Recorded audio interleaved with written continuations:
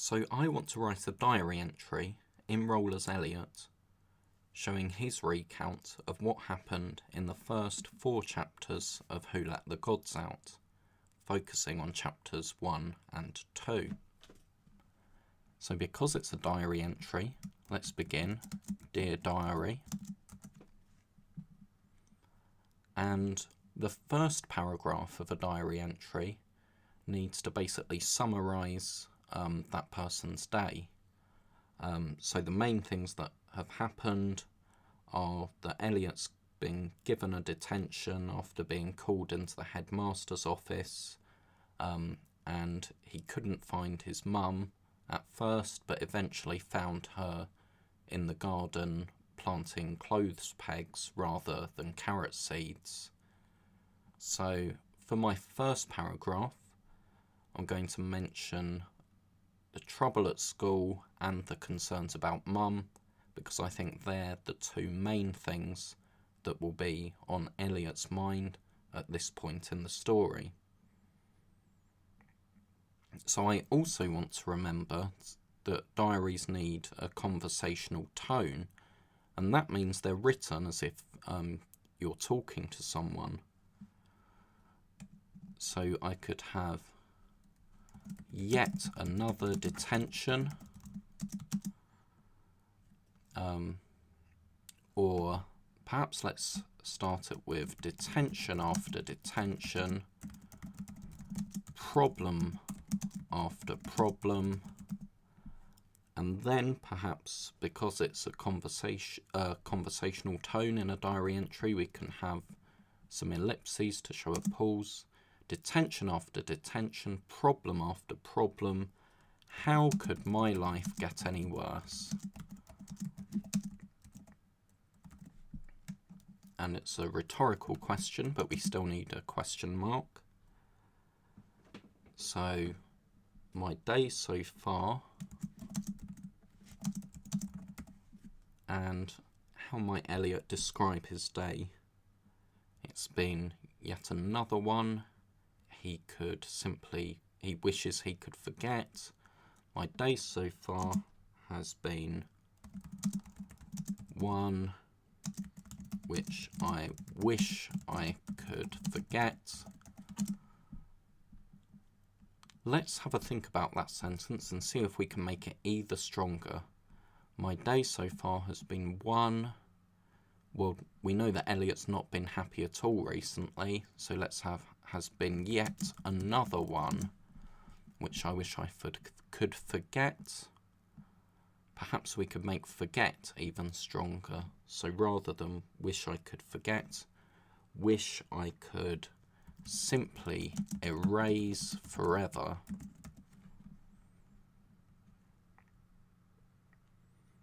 And let's have an exclamation mark rather than a full stop, because I think that sentence is an exclamation. Detention after detention, problem after problem. How could life, let's have how could my life get any worse? My day so far has been yet another one which I wish I could simply erase forever. Now I need a sentence summarising what's happened. So, I've been in trouble at school.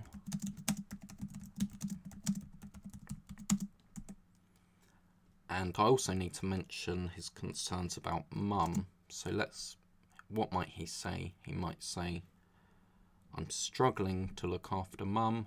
Or how about, and I'm struggling to cope looking after mum at home. Then let's just finish off this opening paragraph with another rhetorical question perhaps. So we know that Elliot's feeling a bit hopeless, a bit desperate. He might ask, what am I going to do?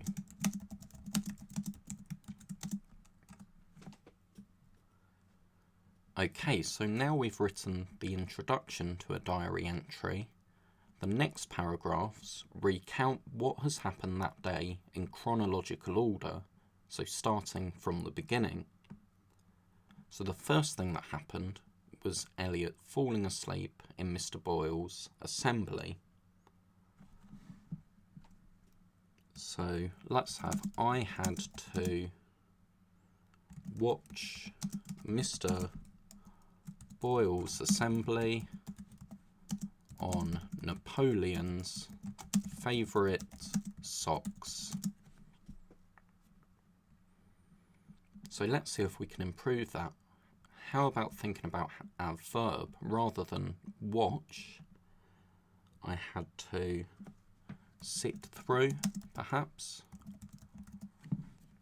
Or I had to tolerate.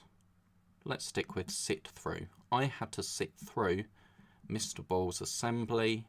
Let's show what Elliot thinks about the assembly. Mr. Boyle's boring assembly on Napoleon's favourite socks. And what can we say next? We could have this made me feel tired, or we could begin it with I was already feeling tired when I had to sit through Mr. Boyle's boring assembly on Napoleon's favourite socks. And perhaps make it clear why he's feeling tired. Let's have every night I have to take care of Mum. Or let's have take care of my mum, and being in Mr. Boyle's assembly made it worse or didn't help. Let's have didn't help. Again, we can think Mr. Boyle's, before we've called it a boring assembly, what could we use now? How about Mr. Boyle's idiotic assembly? Now again, we need to remember diary entries have a conversational tone, so we could have who on earth cares about Napoleon's socks?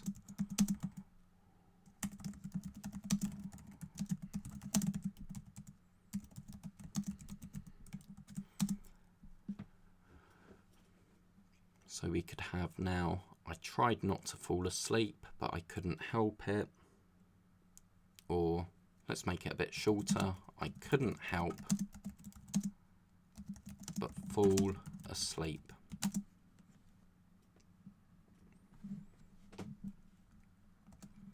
So what happened next? Let's scroll down a bit to give us some more room. What happened next was that Elliot was called in to Call Me Graham's office. So let's start with Call Me Graham took me into his office. And let's think about how I'm starting that sentence. Rather than starting with the noun, with the person, we could start with a subordinate clause and an adverbial of time. So when I was woken up, Call Me Graham took me into his office. And because it's a subordinate clause opener and it's also an adverbial opener, when I was woken up, comma, Call Me Graham took me into his office. He asked me if there were any problems at home, and we can have I wanted to, or how about I was tempted to tell him the truth. He asked me if there were any problems at home. Let's extend this sentence. And I was tempted. Let's have I was really tempted to tell him, rather than just the truth, let's elaborate on that, the secret that I've been hiding from everyone for months now.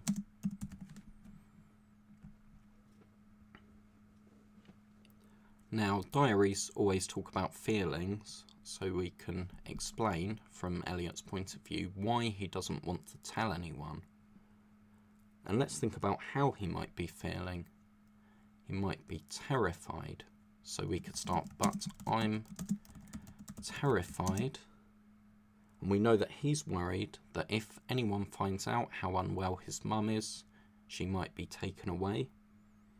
So let's have, I'm terrified that if anyone knew how unwell mum was, she would be taken away from me. And after that, if we can remember what happened, Elliot said that he was tired because he'd just been playing computer games all night. So let's have, I just said that I was tired because I had been playing computer games all night. And if we remember how Mr. Boyle reacted, he said something like, "You see, I told you he's a lazy boy," or something like that. So Mr. Boyle seemed really pleased that Elliot had said this, so we could say, so to Mr. Boyle's delight, or we could have so much to Mr. Boyle's delight, I just said I was tired because I had been playing computer games all night. Now let's have Elliot reflect on that. I get the feeling that Elliot's someone who would really like to just be able to sit at home playing computer games, but obviously he has to look after his mum, so he can't. So let's have an exclamation such as playing computer games. I wish. If only I had the time or money to be doing something as fun as that.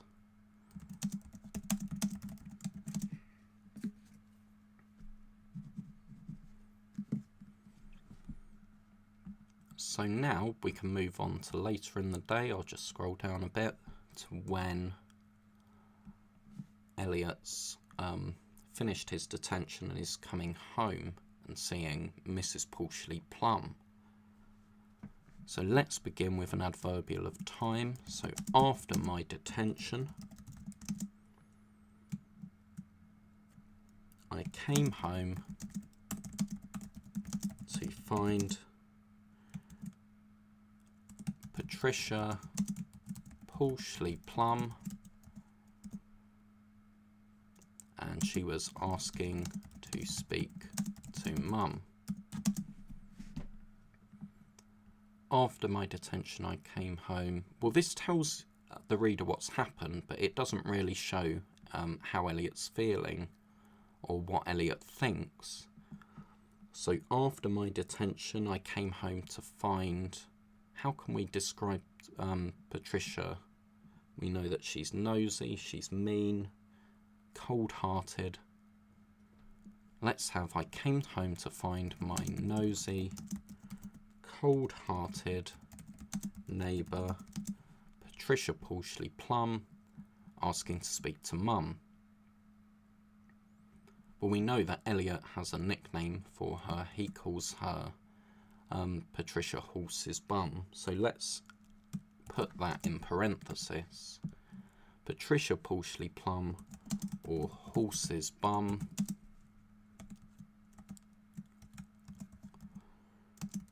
as I like to call her.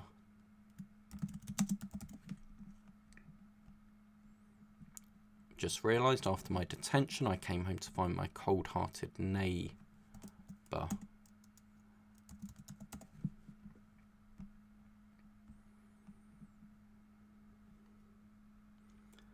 So what do we know about Patricia Pulshley Plum?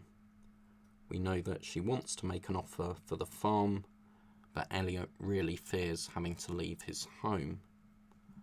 So diary entries should include thoughts. So let's start with, I reckon she wants to make an offer for the farm. And what's Elliot going to think of that? He might say, well, I'm never going to let that happen.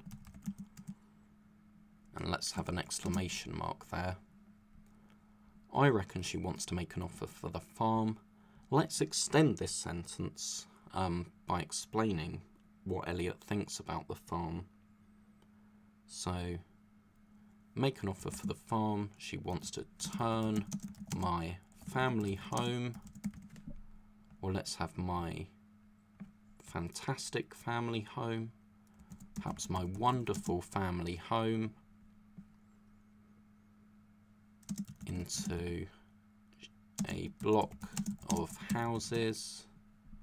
And let's describe the house as a block of dull, dreary houses.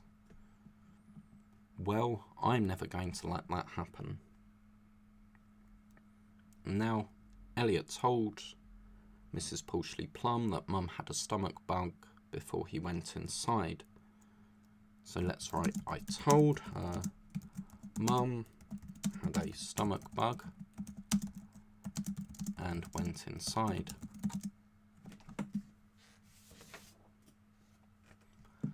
So now the next paragraph is where Elliot's concerned that he can't find his mum.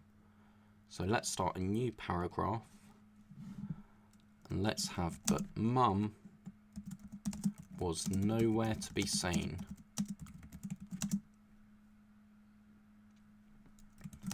He searched, or I searched, all around the house.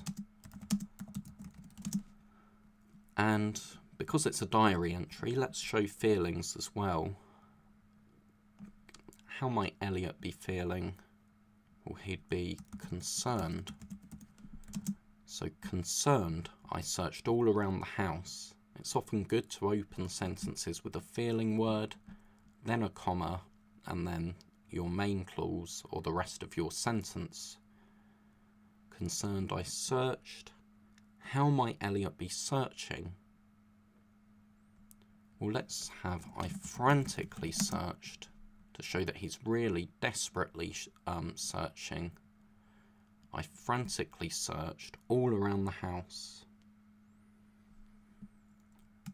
I found her in the garden.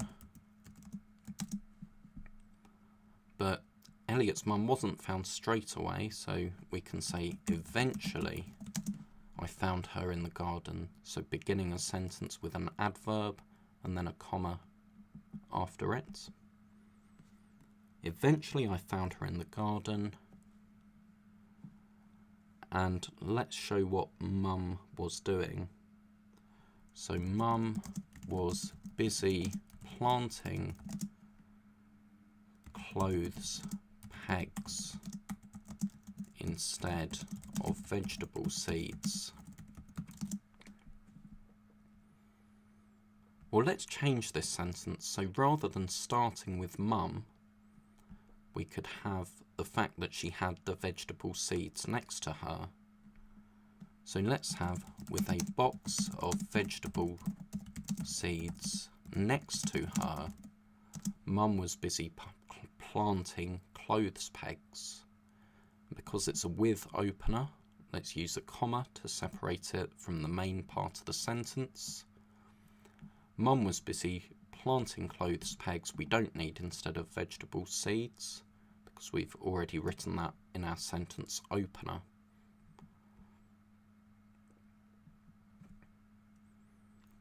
We could have, this made me feel. How might Elliot be feeling? Or what might he be thinking? He's obviously not happy. Perhaps his stomach is churning. So let's have, before explaining what he saw, let's have, what I saw made my stomach churn.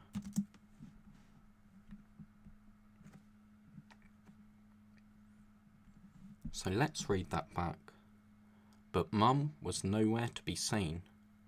Concerned, I frantically searched all around the house. Eventually, I found her in the garden. Let's have what I was. I've written was instead of saw. And rather than just what I saw, let's have but what I saw, because you might think him finding her would be a good thing, but he's still concerned because what he saw, or I'll use first person, I'll say what I've written, but what I saw made my stomach churn. With a box of vegetable seeds next to her, Mum was busy planting clothes pegs. Now, let's have a final paragraph that just reflects on the day and perhaps mentions any hopes or fears for the future. So I think the main thing Elliot's going to be worried about is his mum. So let's write, I'm really worried about Mum. I love her, but she seems to be getting worse. And we can also reflect on how Elliot's feeling exhausted having to look after her. And always having to look after her is making me feel exhausted. And he's probably thinking about whether she's going to get better. So let's just have, will she get better? I hope so, or I really hope so. And then let's have Elliot sign his name at the bottom. And now let's read our work through. Dear Diary, detention after detention, problem after problem. How could my life get any worse? My day so far has been yet another one, which I wish I could simply erase forever. I've been in trouble at school, and I'm struggling to cope looking after Mum at home. What am I going to do?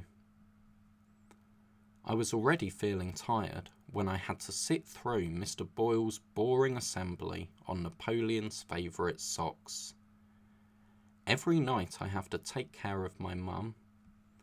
Let's put a comma there. Every night, because it's an adverbial of time opener. I have to take care of my mum. And being in Mr. Boyle's idiotic assembly didn't help. Who on earth cares about Napoleon's socks? I couldn't help but fall asleep. When I was woken up, Call Me Graham took me into his office. He asked me if there were any problems at home, and I was really tempted to tell him the secret that I've been hiding from everyone for months now. But I'm terrified that if anyone knew how unwell Mum was, she would be taken away from me. So, much to Mr. Boyle's delight, I just said that I was tired because I had been playing computer games all night. Playing computer games, I wish. If only I had the time or money to be doing something as fun as that. After my detention, I came home to find my nosy, cold-hearted neighbour, Patricia Porchley Plum, or Horse's Bum as I like to call her, asking to speak to Mum. I reckon she wants to make an offer for the farm, to turn my wonderful family home into a block of dull, dreary houses. Well, I'm never going to let that happen. I told her Mum had a stomach bug and went inside. But Mum was nowhere to be seen. Concerned, I frantically searched all around the house. Eventually, I found her in the garden. But what I saw made my stomach churn. With a box of vegetable seeds next to her, Mum was busy planting clothes pegs. I'm really worried about Mum. I love her, but she seems to be getting worse, and always having to look after her is making me feel exhausted. Will she get better? I really hope so, Elliot.